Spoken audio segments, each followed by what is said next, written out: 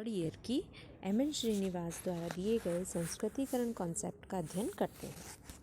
भारतीय समाज में सामाजिक परिवर्तन एक विस्तृत तथा महत्वपूर्ण विषय है। इस पर अनेक समाजशास्त्री, मानवशास्त्रियों ने बहुत कुछ लिखा है।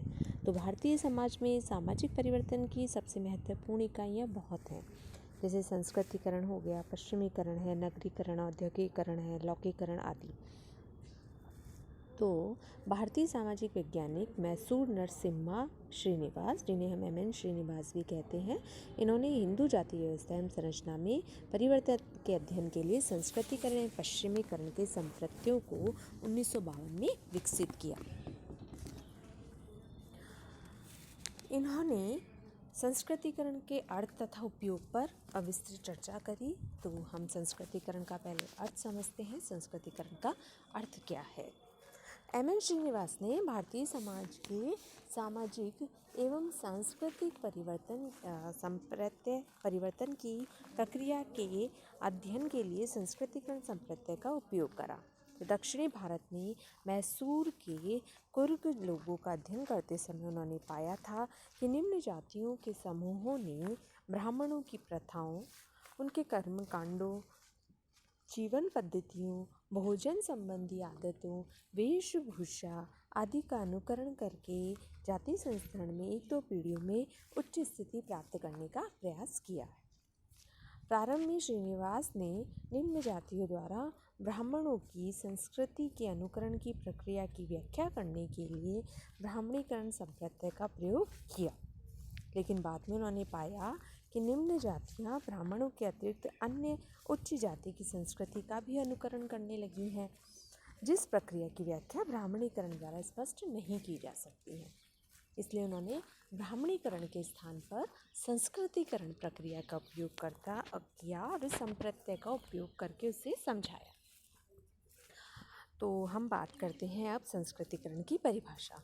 तो एम.एन. श्रीनिवास ने अपनी संस्कृतिकरण के कॉन्सेप्ट को religion and society in modern India, in religion and society among the Coorg of India के अंतर्गत तथा कास्ट इन मॉडर्न इंडिया के अंतर्गत इसे परिभाषित किया। संस्कृतिकरण की प्रक्रिया के संदर्भ में इन्होंने बताया कि यह एक गतिशील प्रक्रिया है, जिसमें निम्न जातियाँ शाकाहारी एवं मद्यपान निषेधों को अपनाकर एक दो पीढ़ियों में जाति संस्करण में ऊपर की ओर अग्रसित हो जाती है।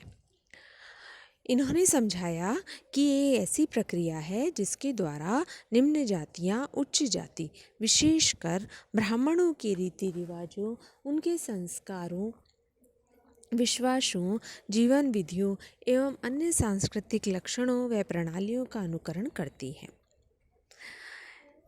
एम.एन. श्रीनिवास ने social change in modern India में तथा religion society among the Coorg of modern India दोनों के लिखने के पश्चात यह बताया था कि मैंने संस्कृतिकरण के ब्राह्मण प्रतिमान को आवश्यकता से अधिक महत्व दिया तथा दूसरे क्षत्रिय, वैश्य एवं शूद्र को नजरअंदाज किया। यानी इनका कहने का अर्थ है कि यह ज़रूरी नहीं है कि निम्न जातियाँ सिर्फ ब्राह्मणों के रीति रिवाजों को, उनके जीवन के तरीकों, उनकी जीवन शैलियों को ही अपनाए, अपितु वे क्षत्रिय, वैश्य तथा और अपनी सेम जातियों को भी का भी अनुसरण कर सकती है। एम.एन. श्रीनिवास के अलावा योगेंद्र सिंह ने भी संस्कृतिकरण के संदर्भ में लिखा है। उन्होंने बताया था कि समाजशास्त्रीय के अंतर्गत जो निम्न जातियाँ होती है वे उच्च जाति के गुणों का, उनके रीति रिवाजों को अपनाती है। एम.एन. श्रीनिवास ने बताया कि एक निम्न जाति जब एक या दो पीढ़ियों में शाकाहारी बनकर मद्यपान को छोड़कर तथा अपने कर्मकांड व देवकरण का अनुकरण करके उनकी संस्कृति प्रणाली में अपनी स्थिति ऊंची उठाने में समर्थ हो जाती है और तथा संक्षेप में जहाँ तक संभव हो ब्राह्मणों की प्रथाओं, अनुष्ठानों तथा विश्वासों को अपना लेती है। साधारणतः निम्न जातियों के द्वारा ब्राह्मणों की जीवन प्रणालियों को प्राय अपना लिया जाता है, यद्यपि सैद्धांतिक रूप से यह वर्जित था। तो तो इस प्रकार एम.एन. श्रीनिवास ने अपनी इस परिभाषा को विस्तृत करते हुए कंप्लीट करते हुए यह बताया था कि संस्कृतिकरण वह प्रक्रिया है जिसके द्वारा एक हिंदू जाति, एक निम्न हिंदू जाति या जनजाति, इसमें कोई जनजाति भी हो सकती है या कोई अन्य समूह भी हो सकता है, वे अपनी प्रणालियों, प्रथाओं, कर्मकांडों, विचार तथा जीवन के तरीकों को उच्च या अधिकतर द्विज जाति की दिशा में बदलती है।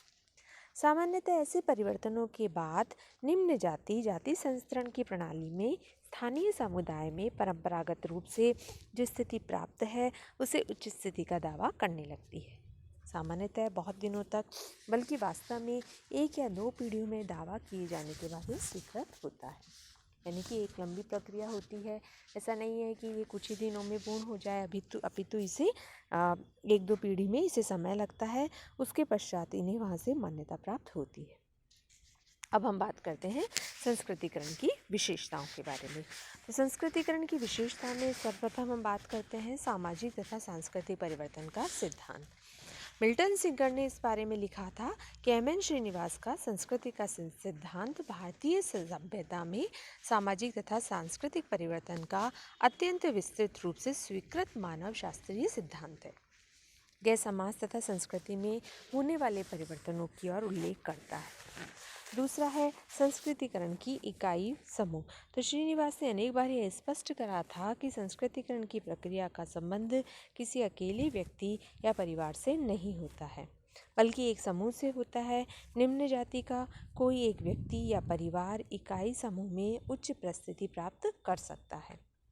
अगर ऐसा करेगा तो वह समाज में अलग थलग पड़ जाएगा और उसके परिवार के सदस्यों का विवाह होना असंभव हो जाएगा।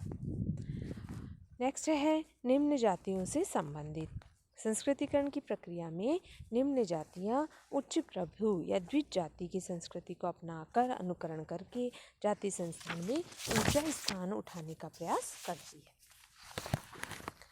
नेक्स्ट हम बात करते हैं जनजातियों से संबंधित। संस्कृतिकरण की प्रक्रिया जनजातियों तथा अर्ध जनजाति समूह में देखी जाती है। श्रीनिवास ने लिखा है कि संस्कृतिकरण की प्रक्रिया हिंदू जातियों तक ही सीमित नहीं होती है, अपितु यह जनजातियों, अर्ध जनजातियों समूहों में घट रही है। जैसे पश्चिमी भारत के भील, मध्यम भारत के गोंडों और आवो तथा हिमालय के पहाड़ी लोगों में।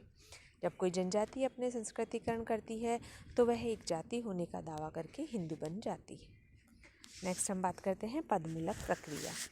संस्कृतिकरण की प्रक्रिया द्वारा जाति अपनी आसपास की जातियों से ऊपर उठ जाती है और दूसरी नीचे आ जाती है।